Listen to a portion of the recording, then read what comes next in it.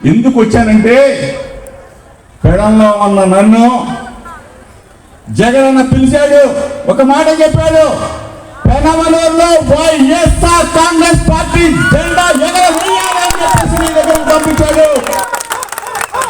నా అక్క చెల్లెమ్మల, నా అన్నదమ్ముల ఆశీర్వాదం తీసుకోవడానికి వచ్చా.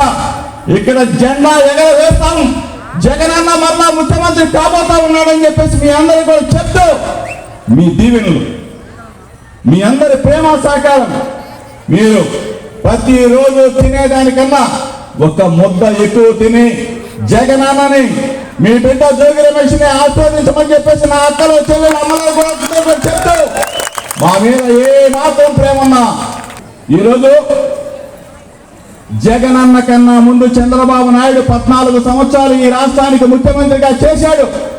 ఎప్పుడైనా సరే అమ్మఒడి ఇచ్చాడా?